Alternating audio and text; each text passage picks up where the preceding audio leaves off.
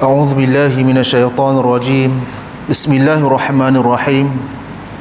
Assalamualaikum warahmatullahi wabarakatuh. Alhamdulillahirabbil alamin wassalatu wassalamu ala Rasulillah Sayyidina Muhammad wa ala alihi wa sahbihi ajma'in. Rabbi shrah li sadri wa yassir li amri wahlul 'uqdatam min lisani yafqahu qawli. Allahumma barik lana fima baqiya min hayatina wa taqabbal a'ma fa'alna fi dunya waj'alna minan najihin wal faizina wal muntazina fil akhirah.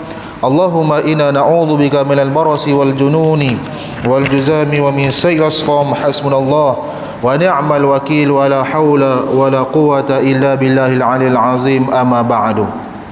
Sebelum kita memulakan pertemuan kita malam ini, marilah sama-sama kita buka pertemuan kita ini, kita baca ulumul kitab seorang sekali. Kita sedekahkan kepada baginda Rasulullah sallallahu alaihi wasallam, terutama kita telah bermasuk pada bulan Rabiul Awal ini, maka kita sedekahkan pahala Fatihah kepada baginda Rasulullah, pada seluruh keluarga baginda, sahabat-sahabat baginda, alim ulama yang telah pergi meninggalkan kita, tuan-tuan guru dan juga sebagainya, dan mungkin ada kalangan ahli keluarga kita yang telah dijemput oleh Allah Subhanahu wa taala. Sya'ilillahumul Fatihah. أعوذ بالله من الشيطان الرجيم. بسم الله الرحمن الرحيم.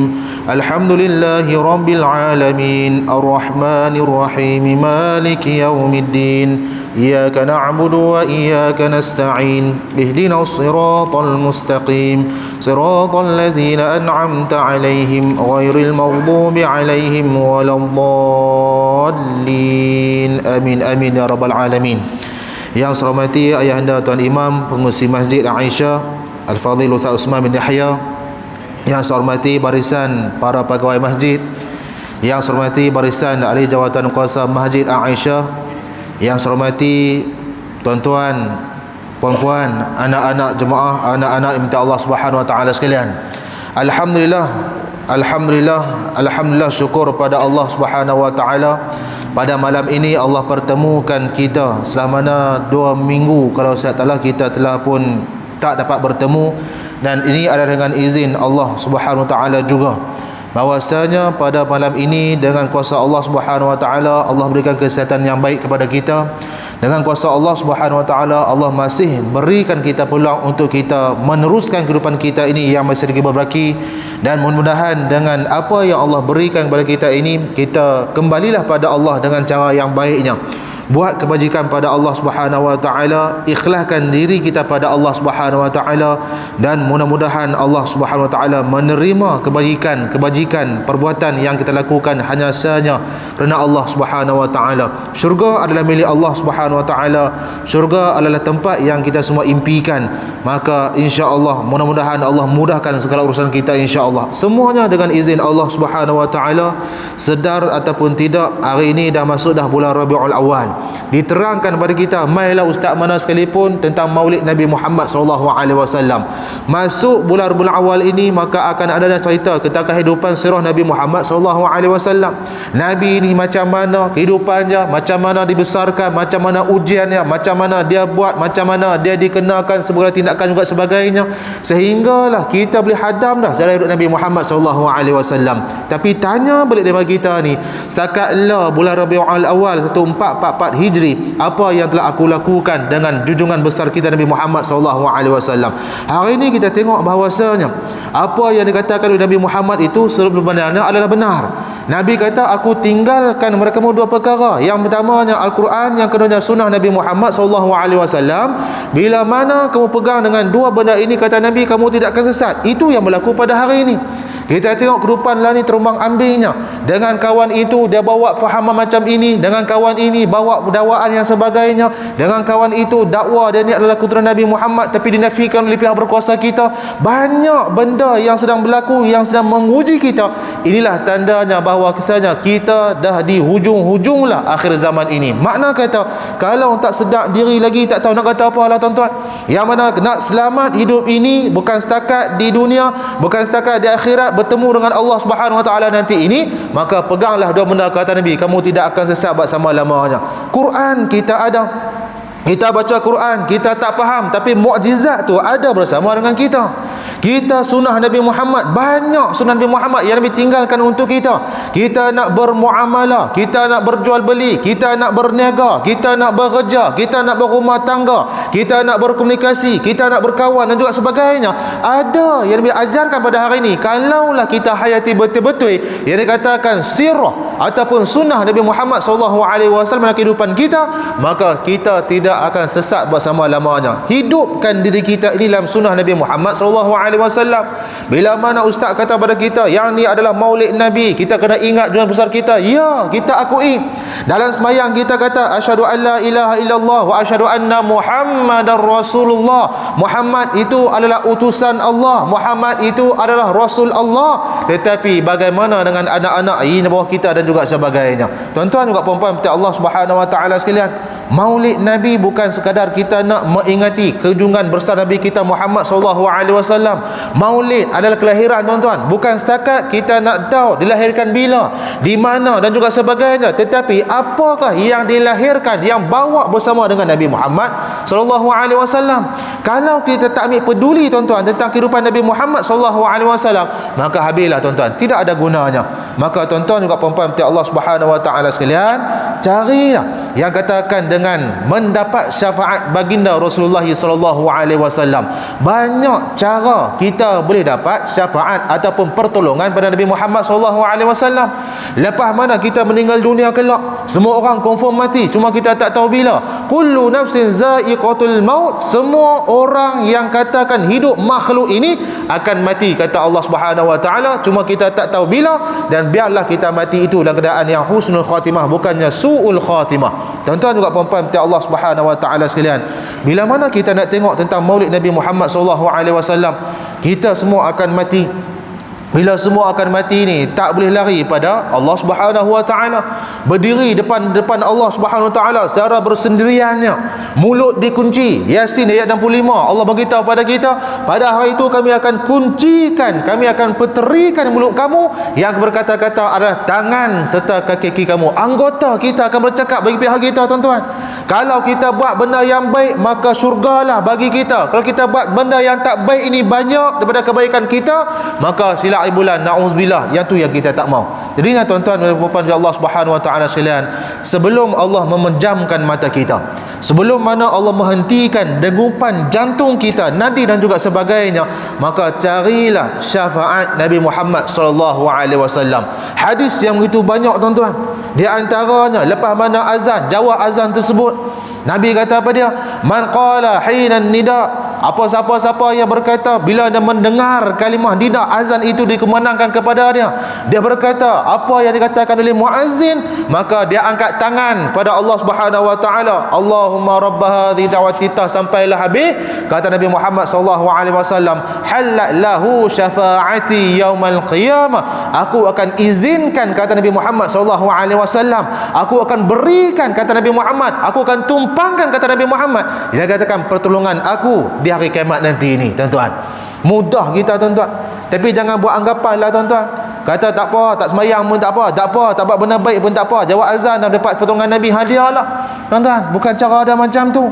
Kita kalau boleh nak lintas titiang sirat tu sepatah kilat, tuan-tuan, ada yang dengan mengesoknya, ada dengan memberuk dia dan juga sebagainya. Banyak kita tahu.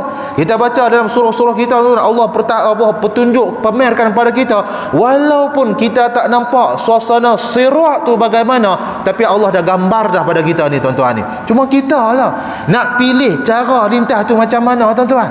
Ni sunnah Nabi Muhammad SAW kena hidup dalam kehidupan kita ini. Jawab azan. Lagi apa dia lagi ni? Apa dia lagi? Apa dia lagi? Dengan cara dikatakan man qala la ilaha illallah khalisan min qalbihi, siapa-siapa yang berkata dengan kalimah la ilaha illallah itu ikhlas pada sudut hatinya, juga akan dapat syafaat Nabi Muhammad sallallahu alaihi wasallam.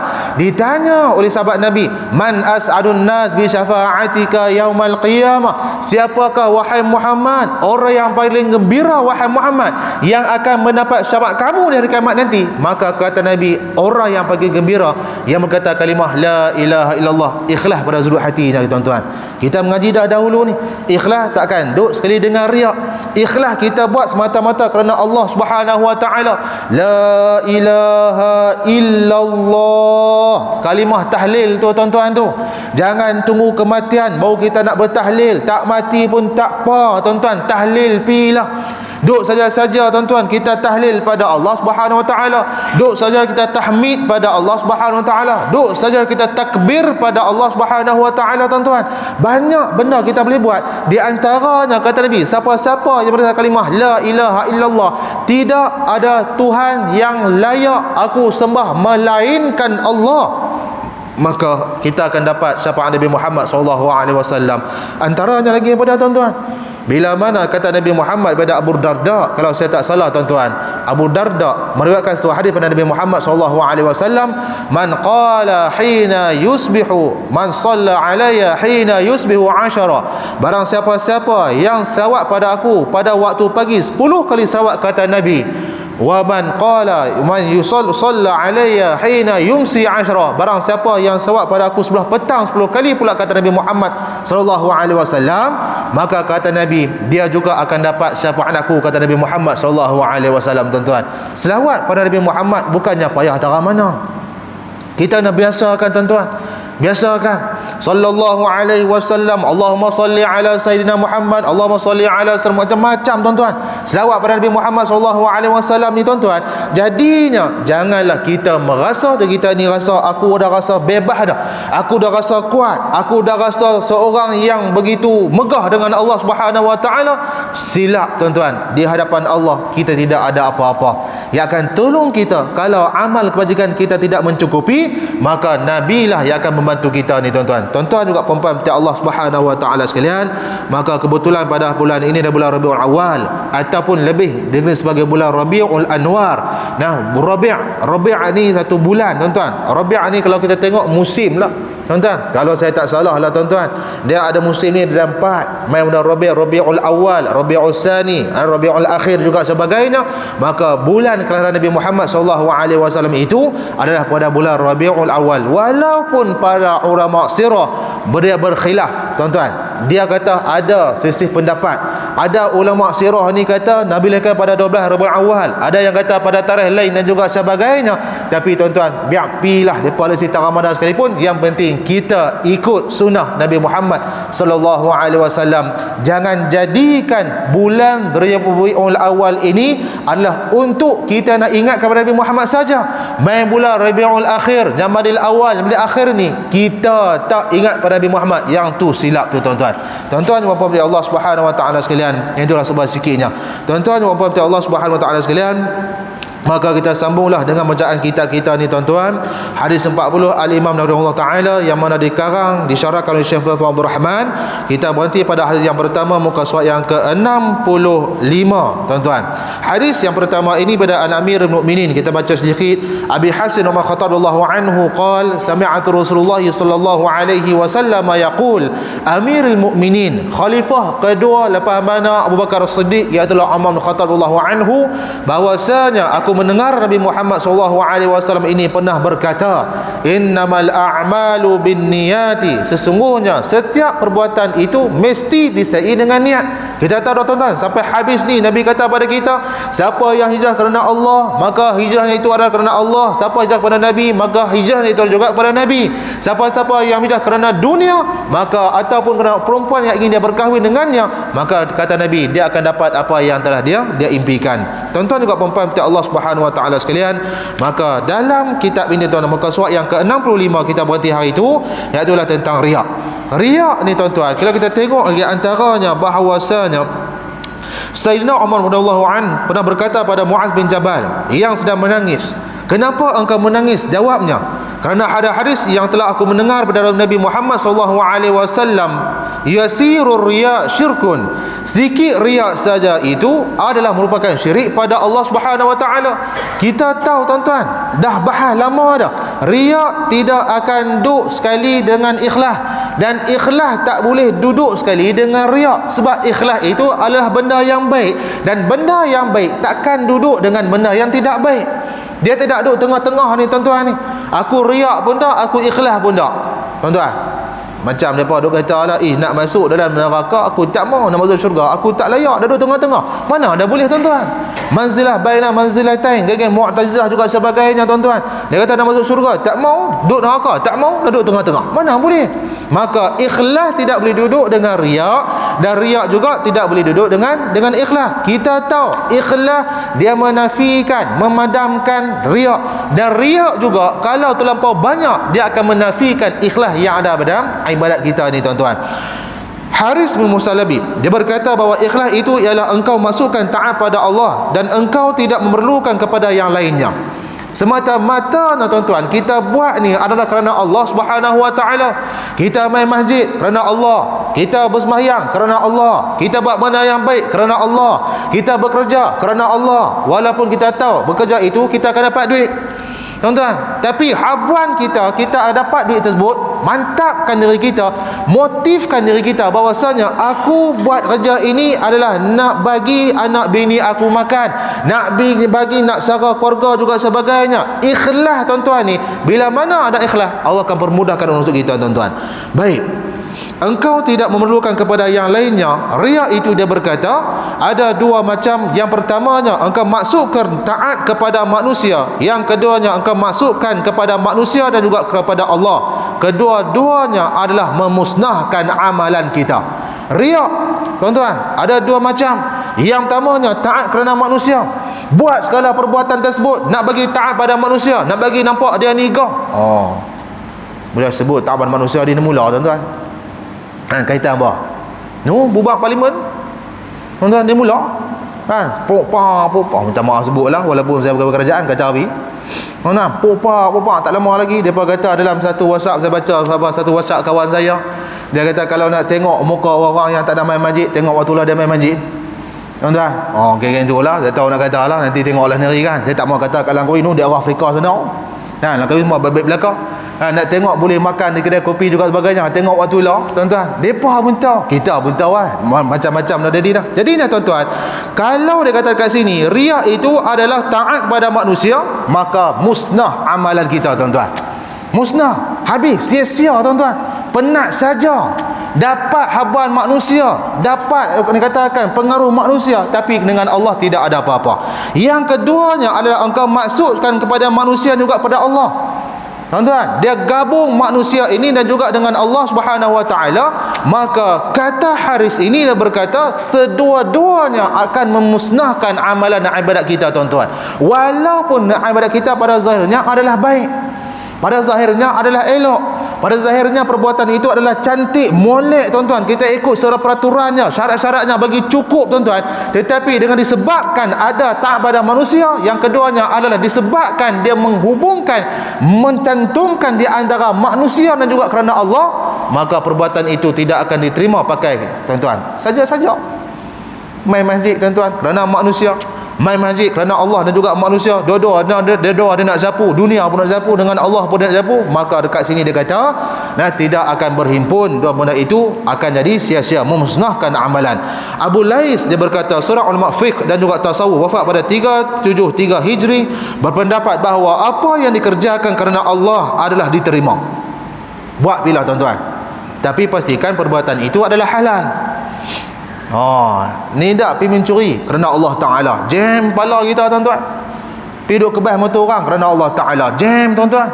Dan bukan macam tu cara dia. Al-ghayatu la tubarru wasilah, maklumat dia tuan-tuan kerana Allah, tapi cara dia tidak akan menghalalkan. Tak boleh buat macam tu. Jadinya tuan-tuan, dia kata dekat sini bahawa apa yang dikerjakan kerana Allah adalah diterima, dan apa yang dikerjakan kerana manusia adalah ditolak. Habis itu yang kita duk khidmat kerana manusia ni untuk apa? Dia buat tuan-tuan, dia buat. Jadi kat sini kita faham bahawasanya segala ibadat kita itu buat kerana untuk Allah Subhanahu wa taala, maka akan diterima. Yang buat kerana untuk hamba manusia ditolak, tidak akan diterima oleh Allah. Amalan yang dicampur dengan riak bukanlah amalan yang bersih, malah itulah amalan perbuatan yang menipu diri dia. Orang lain tak tipu dia tuan-tuan, dia tipu diri dia sendiri. Contoh dengan dalam pentadbiran pekerjaan tuan-tuan. Contohlah contoh, bila kata tak duduk dengan bos, muka com lah tuan-tuan. Jenis geng kipas lah tuan-tuan. geng kipas buat aircon sampai tak tahu kata apa dah. Bukan apa ni apa 300 power, lebih 300 power tuan-tuan kan. Lah daripada kata geng kipas dulu tuan-tuan, lah tak pakai kipas dah, pakai aircon dah, kata lagi sejuk kan. Tak ada bos ni malas buat kerja. Bila ada bos depan dia tu dia kalut sampai tak ada nak panggung kepala tuan-tuan. Main tahu tu. Bos buat lawak sikit gelak sampai keluar air mata. Tahan ni pak siapa? Tuan-tuan nak apa maknanya? Maka dekat sini ni tuan-tuan dia berkata, amalan yang campur dengan riak bukanlah amalan bersih, malah itulah amalan yang menipu diri dia. Tuan-tuan, tipu diri dia. Dia haban dunia dia boleh tuan-tuan, tapi dengan Allah kerja tu tak ada apa. Tuan-tuan, jadinya apa yang kita nak kena buat? Maka kembali tuan-tuan, biar kita ada hadaf, biar kita ada tujuan, hanya saja kerana Allah Subhanahu wa taala. Baik. Yang berikutnya, yang mengotorkan jiwa dan juga menghampakan harapan. Rasulullah SAW menamakan riak sejenis syirik yang paling halus sebagaimana sabdanya yang diriwayatkan oleh Muhammad bin Al-Ubaid Al-Ansari, akhafu ma akhafu alaikum syirku asghar fasu'ila anhu faqala ar-riya. Ditanya pada Nabi Muhammad SAW, apakah yang aku nak kena waspada dengan dia? Sahabat tanya pada Nabi Muhammad SAW, maka kata Nabi, aku tak sangka akan ada orang tanya macam ni kepada aku. Maka kata Nabi, yang paling aku takut ke atas kalian kesemua, iaitulah syirik asghar, syirik kecil, kata Nabi Muhammad SAW. Syirik besar ada, syirik kecil. Syirik besar ni dia terang-terangan dia buat benda yang kufur, buat benda yang mensekutukan Allah Subhanahu wa taala. Syirik kecil ni ditanya kepada Nabi Muhammad SAW, maka kata Nabi, iaitulah ar-riya, riak tuan-tuan. Nah, riak. Baik. Sebab itulah ada hadis Nabi Muhammad SAW, 3 golongan dia buat benda yang baik tapi Allah tak terima tuan-tuan.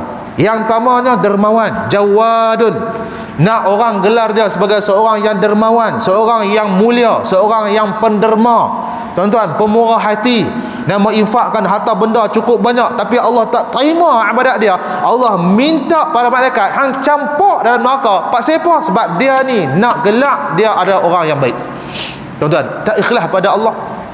Yang kedua, baca Quran tuan-tuan. Baca Quran daripada siapa ni? Bukannya ikhlas pada Allah. Dia kata ikhlas padamu ya Allah. Tapi Allah kata kazabta, hang bohong. Hang baca Quran bukan disebabkan oleh aku, baca Quran disebabkan oleh manusia. Maka kata Allah, campakkan dia ke dalam api neraka. Yang ketiganya apa dia kata Nabi? Nah, kata Nabi adalah orang-orang yang berjihad pada jalan Allah Subhanahu wa taala, berperang, angkat pedang dan juga sebagainya. Liuqal, untuk bagi tahu kepada orang hang adalah orang yang berani tuan-tuan. Dia berjihad bukannya kerana Allah. Maka jihadnya itu adalah terpesong. Kata Allah Subhanahu wa taala, wahai malaikat aku, engkau heretlah mereka ini ke dalam api neraka.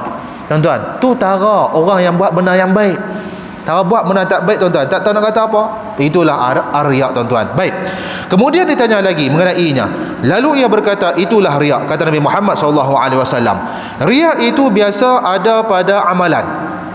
Riya akan tempel dekat amalan, perbuatan tuan-tuan, iaitu perbuatan itu dikerjakan untuk diperlihatkan kepada orang, dan ada pula pada meninggalkan amalan. Sama ada perbuatan itu untuk melihatkan pada orang dia buat, ataupun nak beritahu pada orang aku tak buat.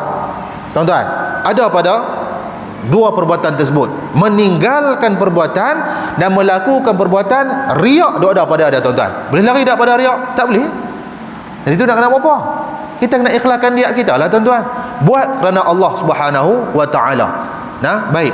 Yang berikutnya, amalan itu tidak dikerjakan kerana orang, jadi beramal atau tidak adalah kerana orang lain.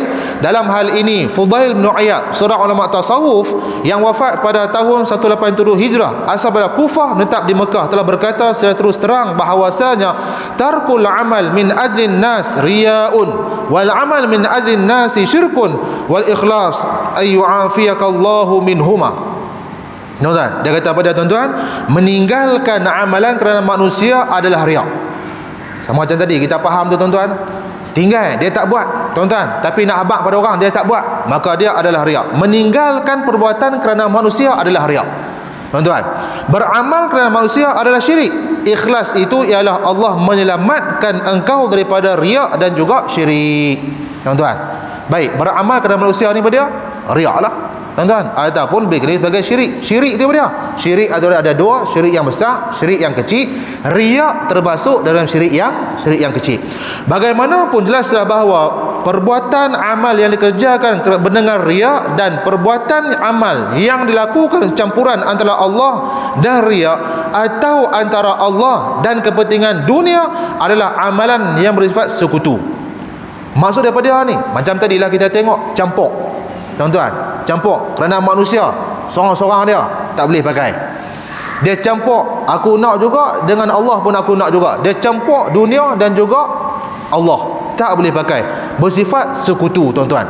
Sedangkan Allah tidak mahu menerima amal seperti itu sebagaimana yang terdapat oleh hadis kursi, di mana Allah Subhanahu wa taala berfirman, ana aghna syuraka'i 'ani syirki man 'amila 'amalan asyraka ma'i fihi ghairi taraktuhu wa syirkahu. Rawahu Muslim.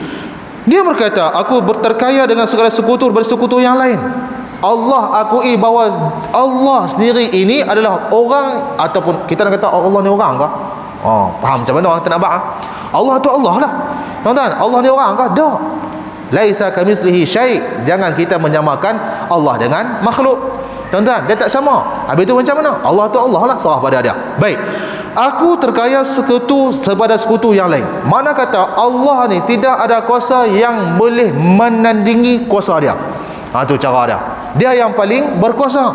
Barang siapa mengerjakan satu amalan itu yang ia sekutukan bersama dengan aku, tuan-tuan, Allah kata nyeri, hang buat perbuatan itu bersama dengan aku, sedangkan ada lagi benda yang lain duduk dengan dia yang lain pada aku tinggalkan dia bersama dengan sekutunya itu. Allah tak peduli pun, tuan-tuan. Allah tak mahu pun. Nah, itu adalah hadis kursi. Amalan yang dikutukan tidaklah benar-benar merupakan amalan ikhlas, kerana orang yang mengerjakannya masih mengharapkan satu faedah yang berasing-asingan selain pada Allah, maka amalannya menjadi sia-sia, tidak diterima oleh Allah Subhanahu wa taala sebagaimana yang difahamkan oleh hadis tersebut. Baik, sambung sikit lagi, tuan-tuan. Al-Imam Ghazali wafat pada tahun 505 Hijrah. Tuan-tuan, yang kita dah baca kitab dia tu, tuan-tuan, tu Bidayatul Hidayah tu, tuan-tuan, tu dalam ulasannya mengenai perkara sekutu isyrak, menerangkan, Imam Ghazali kata sekutu tersebut ialah amalan yang menghilangkan pahala, iaitu sekutu dengan perasaan riak. Adapun sekutu dengan lainnya tidaklah meninggalkan pahala sama sekali. Yang join dengan riak habis, tuan-tuan. Yang lain pada riak, dia kata tidaklah menghilangkan pahala sama sekali. Hilang tak pahala semua? Tak. Dia tinggal sikit, tuan-tuan. Dia terang lagi. Hal ini samalah seperti urusan haji yang dikerjakan kerana dengan maksud berniaga, dan dengan urusan perang yang dimasukkan untuk mempertahankan agama di samping mendapatkan rampasan harta benda. Contoh tadi lah, tuan-tuan. Kan, pasal apa ni? Menurut Imam Ghazali, dia kata kalau pergi berperang, tuan-tuan, berperang kan, pada masa yang sama ni dia kata nak habuan lain, bukannya riak, nak habuan lain. Habuan apa dia? Harta rampasan perang. Imam Ghazali menerangkan kat sini akan mendapat pahala walaupun akan berkurangan daripada yang sepatutnya. Dia tak akan dapat penuh, tuan-tuan. Dia hanya dapat, kita kata setengah lah, bukan lagu tu lah, tapi tak akan dapat penuh menurut kata Al-Imam Ghazali rahimahullahu ta'ala. Tetapi secara totalnya, secara sepakatnya, Imam Ghazali juga dia kata pada kita, amalan perbuatan yang bersama dengan riak hilang pahala tu, tuan-tuan. Riak ni apa dia? Nak tunjuk pada orang kita buat benda tu, nak tunjuk pada orang kita tak buat benda tu, tuan-tuan. Jadi apa kita nak buat ni? Riak lawannya adalah ikhlas. Baik, kena ikhlas. Dalam pada itu beliau menegaskan pula bahawa bagi menentukan berpahala ataupun tidak satu amalan yang disekutukannya, hendaklah diperhatikan kepada sebab-sebab yang menggerakkan amalan, iaitu manakah di antara sebab-sebab itu yang lebih kuat. Adakah sebab agama ataupun sebab dunia ataupun sebab kedua-duanya sekali. Tuan-tuan, dia terang lagi pada kita tu. Baik, andai kata didapati sebab agama lebih kuat atau keduanya sebab itu sama kuat dan sama berat, maka tidaklah berpahala pula dah, tuan-tuan. Payah nak faham. Habis itu macam mana? Habis itu tinggal terus hilang. Tuan-tuan, cara mudah dia. Kan, tinggal itu lah. Buat ikhlas kerana Allah Subhanahu Wa Taala, clear. Tuan-tuan, ibadat kita. Kan, ni nak mencampur urusan dunia apa semua ni payah kira. Nak kira pahala kita tak boleh penuh, boleh kok mana buat jenuh. Tuan-tuan, lah kali kita kata, aku prinsip, aku nak buat apa benda sekalipun, ikhlas kerana Allah Taala, confirm dapat pahala. Mudah dah macam tu. Baik, Syekh Izzuddin bin Abdul Salam dia kata, ditanya tentang kelakuan orang yang bersembahyang yang memanjangkan rukun sembahyangnya kerana manusia. Beliau menjawab, saya mengharapkan bahawa tidaklah dihapuskan pahalanya jika perbuatannya sekutu itu, iaitu memanjangkan rukunnya kerana manusia pada sifat amalan itu sahaja. Tetapi jika sekutukan dipati pada asalnya atau dasar amalan, iaitu qasad sembahyangnya adalah kerana Allah dan kerana manusia, maka teranglah tidak diterima sembahyangnya. Apa maksud dia, tuan-tuan? Maksud dia dalam bab sembahyang lah, memanjangkan rukun. Tak kira lah rukun apa sekalipun, tuan-tuan. Sujud lama lah apa semua. Satu sudut, tuan-tuan, dalam bab fiqah, kalau jadi imam, tuan-tuan, dia tak boleh kalut.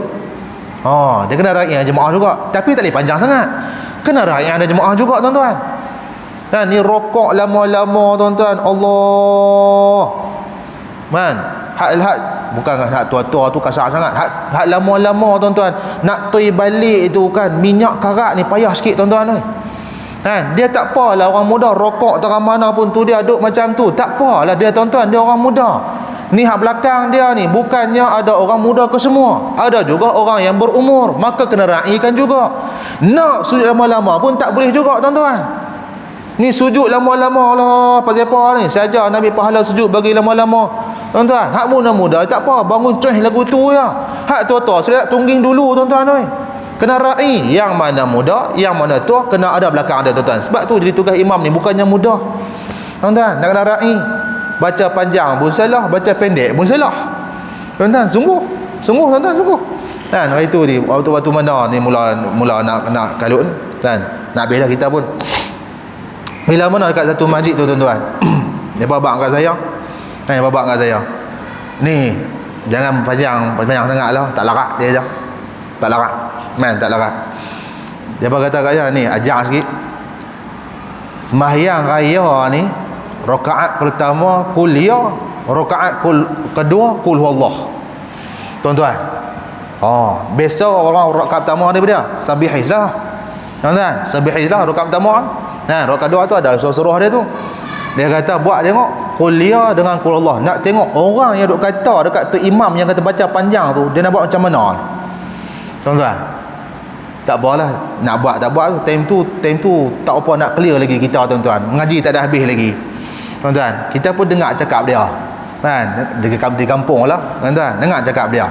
Depa tolak kita, depa tolak saya jadi imam, tuan-tuan. Tak apalah, jenis kata budak-budak ni, tuan-tuan. Naik imam ni buat sungguh. Rakaat pertama kuliah, rakaat kedua kul huwallah. Orang kampung sembang, tuan-tuan, sembang. Depa tanya, awak buat macam tu, kata ni semayang raya setahun sekali, pasal baca apa pendek sangat pula dah, tuan-tuan. Nak apa naknya? Depa tanya, awak buat macam tu, kata. Depa tanyalah saya, awak buat macam tu. Rakaat pertama ni kuliah ni, rakaat kedua kul Allah ni pasal apa, kata. Ni tanya dia kata tak imam baca panjang, tuan-tuan.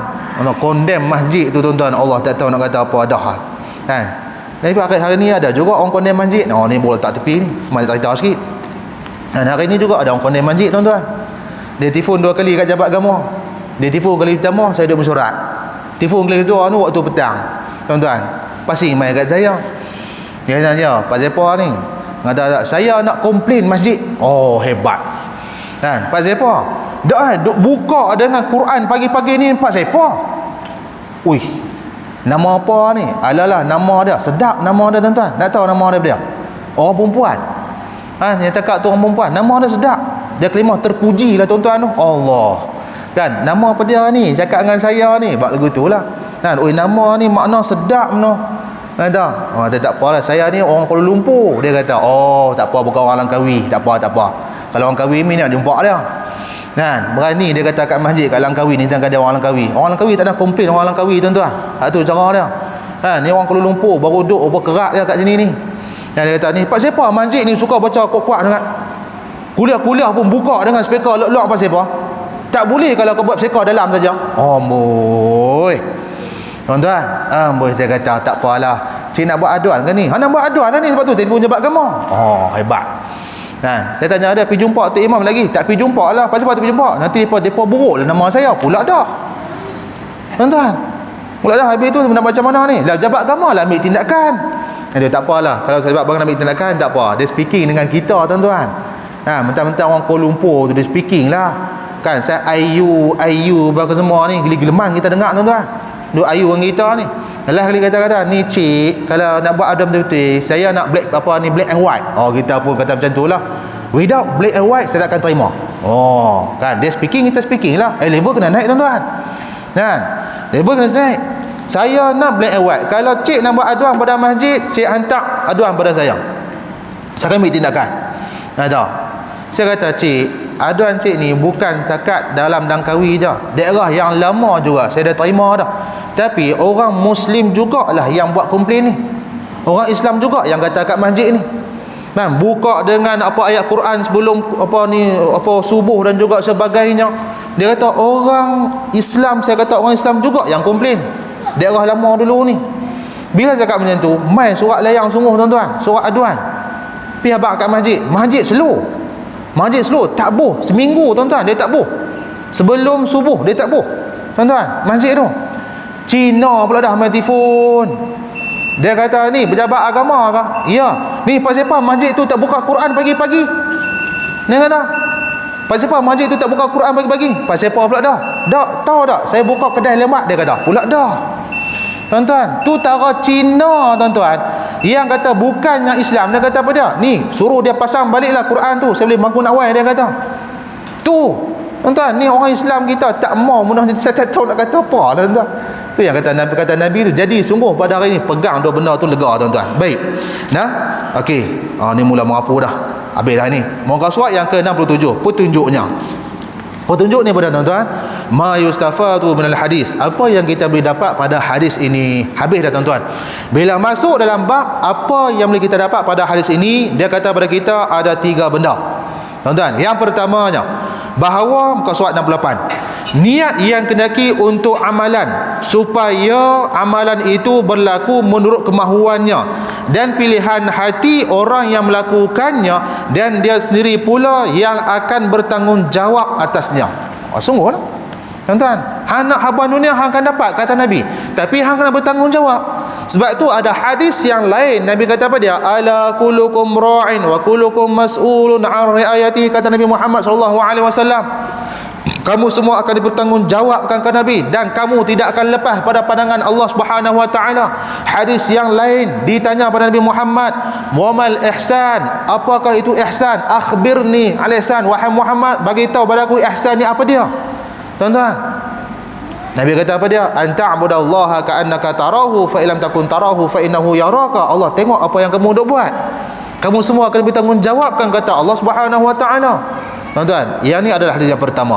Yang keduanya, kita habis juga tuan-tuan pada malam ni, bahawa asal hukum hijrah daripada Mekah ke Madinah diwajibkan pada permulaan Islam ke atas setiap orang Islam yang berupaya demi kepentingan agama Islam itu sendiri dan juga umatnya, iaitu untuk meneruskan langkah-langkah perjuangan dan menghindarkan diri pada ancaman musuh Islam ketika itu. Baik, ketika itu awal permulaan hijrah, semua orang Islam diwajibkan untuk berhijrah.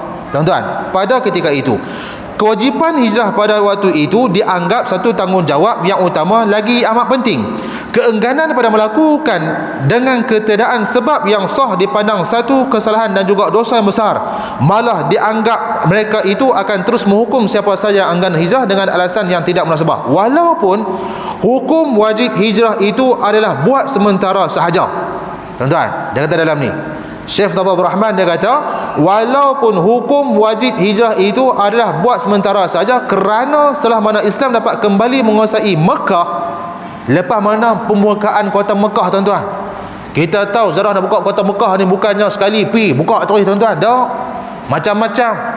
Sampai ada sahabat tu disembunyikan di kota Mekah tuan-tuan. Dihabaq pada dia kena bunuh juga sebagainya. Nak bagi orang Islam ni marah. Tuan-tuan. balik semula Nabi ke Madinah, pi pula lah kali dapatlah mengasuh kota Mekah. Maka ketika itu kata Nabi Muhammad sallallahu alaihi wasallam, la hijrata ba'dal fathi walakin jihadun wa niyyatun fa idza istanfirtum fanfiru. Tidak ada lagi hijrah lepas mana menang, kata Nabi, lepas buka kota Mekah. Tetapi yang ada adalah hijrah, jihad dan juga niat. Apabila diperintahkan kamu keluar, maka keluarlah, tuan-tuan. Jihad, tuan-tuan. Kalau kena keluar, keluar. Berjihad ada tak lah ni? Mungkin ada dalam negeri kita, tuan-tuan. Jihad hawan lawa nafsu kita, tuan-tuan. Hawa nafsu ni tak tahu nak kata apa dah lah, tuan-tuan. Kalau kita duk layan dah habis. Anak-anak muda kita habis, tuan-tuan. Kemarin beletiak seorang, tuan-tuan, beletiak kan. Dia sabit kih dah, tuan-tuan. Sabit kih dah. Sebab bawah umur. Depa setubuh suka sama suka. Bawah umur. Suka sama suka.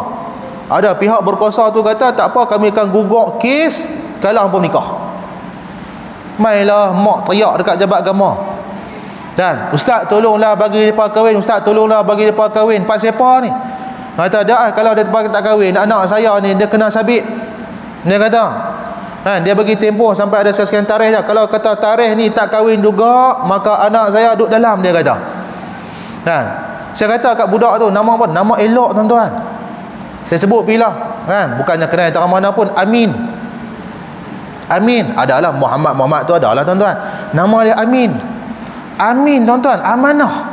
Elok nama dia. Hak perempuan tu apa dia? Madihah. Madihah ni apa dia? Seorang perempuan yang terpuji. Elok nama hang tu. Pak dia nama Ahmad. Allah, tuan-tuan, terpuji kan. Mai kat anak ada nama Amin, seorang yang beramanah. Awak panggil hampa lagu ni, tuan-tuan. Pasal beletiak awak kat depa tu, kata aku tak mau bagi hampa menikah dah, biar pergi masuk dalam pun kan. Teriak depa tu, kata saya tak mau bagi nikah sebab saya ketakut lepas mana depa jadikan agama depa dah lepas pada habuan dunia, lepas dah habuan hukuman dunia, buat pangai balik tinggal macam tu, cerai berai, siapa nak tanggungjawab? Tanya dekat mak dia, kata pagi tadi nak semayang tak? Dia semayang, dia kata. Hang semayang tak pagi tadi? Hang semayang. Baca asal aku nak dengar. Terpaksa geram, tuan-tuan, geram. Saya minta maaf lah. Saya nak buat undang-undang, saya boleh. Saya buat kat dia. Saya nak buat undang-undang, saya boleh. Tapi prinsip saya ni tak mau nak hukum orang. Saya suka nak mendidik. Kata kalau hang tak ambil peduli lagi, mak hang duk teriak depan hang ni, Amin. Ayak mata mak hang duk teriak ni, kalau hang tak ambil peduli lagi, tak ada guna. Dia kata tak ada guna. Ni agama ni kalau betul-betul kata hampa ni kena dah. Kalau hududlah ada kat Malaysia ni, hang kena dah, kata. Tapi lah tak ada ya. Ni agama ni nak meraihkan hang ni tak apalah. Bagi hang nikah, nak bagi lepas kata hukuman dunia tu Ustaz. Lepas dah. Tapi hang jangan jadikan alasan bila mana hang kahwin, hang buat benda tak elok lepas ni. Tuan-tuan, payah nak sign, nak lulus bagi depa nikah. Bukan Korea Sungai Mohulu lah. Korea lain, tuan-tuan ni. Orang Sungai Mohulu baik belakang. Tu cara dia. Nah, boleh cara tu. Boleh kot. Nah, jadilah sikit-sikit. Baik. Jihad dan juga niat. Baik, yang ketiganya, nah kita berhenti di sini, bahawa ulama usul fiqh menjadikan hadis ini sebagaimana dasar utama menciptakan satu kaedah hukum fiqh. Kaedah itu adalah al-umur min maqasidiha. Segala perkara itu adalah dengan maksudnya. Menurut kaedah itu, sesuatu itu ada kala dihukumkan haram dan ada pula masanya dihukumkan halal menurut perhitungan qasad ataupun maksud orang yang melaksanakannya. Di antara contohnya ialah haram menurut hukum perbuatan seorang yang tidak mahu bertegur dengan saudaranya lebih dari 3 hari. Haram ni. Hang tak tegur, pasal apa? Berkelahi lebih 3 hari, hang tak tegur, haram hukum dia. Tetapi jika maksudnya itu kerana sebab yang diharuskan oleh syarak, maka tidaklah haram. Ada sebab-sebab, tuan-tuan. Contoh, selanjutnya, haramlah pula perbuatan seorang yang memungut barang-barangan kehilangan di jalan. Tetapi jika maksudnya untuk terus memilikinya, ianya adalah haram. Tetapi jika untuk memeliharanya sambil berusaha memberitahu tuan haknya untuk diserahkan kembali kepadanya, maka tidaklah haram. Tuan-tuan, contoh jumpa barang tengah jalan, kan, jumpa jam. Jam apa dia? Jam Rolex. Bukan kopi ori. Jumpa jam. Jumpa jam kata, ish, nak ambil aku ni haram. Tapi hukum itu akan berubah pada haram pada tidak haram. Dia ambil, dia nak simpan, lepas tu dia buat iklan. Siapa yang ada kehilangan jam sekarang lah ni macam-macam, depa gunakan media sosial juga sebagainya. Boleh lah Facebook tuan-tuan, mai jumpa dekat masjid kata tolong iklan Ustaz, kan, contoh. Habis tu yang kalau tak mai tuntut macam mana? Tak mai tuntut tuan-tuan, ni sikitlah. Tak mai tuntut tuan-tuan, kalau tuan-tuan jumpa harta yang ditinggalkan tepi jalan ataupun tercicir, maka duk iklan dah. Tak mai juga ni, penuh almari tu, barang jumpa sedia. Tak tahulah pasien dia kot tuan-tuan. Jalan jumpa. Orang ni jalan, dia tak jumpa. Pasien dia juga. Dia pipi jumpa, dia pun iklan. Seorang tak mai tuntut ni, penuh almari tu tuan-tuan tu. Maka boleh serah kepada majlis agama Islam untuk barangan luqatah. Tuan-tuan, barangan yang tidak dituntut. Biar pi kat majlis orang Islam tu nak buat apa? Tuan-tuan, silap bulan depa buat benda lagu ni, duit tu ataupun hasil pada barangan tersebut dimasukkan untuk kegunaan maslahah orang Islam. Itu cara ada. Nah, ini sebab sikitlah tuan-tuan. Tuan-tuan dan puan-puan Allah Subhanahu Wa Taala sekalian, maka inilah ada penutup kita pada hadis ini. Siapa-siapa yang menjumpa barang di tengah jalan untuk terus milikinya, haram hukum dia. Tapi kalau tujuan untuk menjaganya sambil berusaha untuk memberitahu tuan dia kembali, maka hukumnya adalah tidak haram. Tuan-tuan juga puan-puan Allah Subhanahu Wa Taala sekalian, maka lengkaplah sudah hadis yang pertama kita pada malam ini, alhamdulillah. Maka untuk pertemuan yang akan datang, insya-Allah, kalau tidak ada apa-apa pada hari Rabu depan, insya-Allah kita akan tengok hadis yang kedua tentang an Umar radhiyallahu anhu aidan qala. Umar juga yang meriwayatkan hadis yang kedua.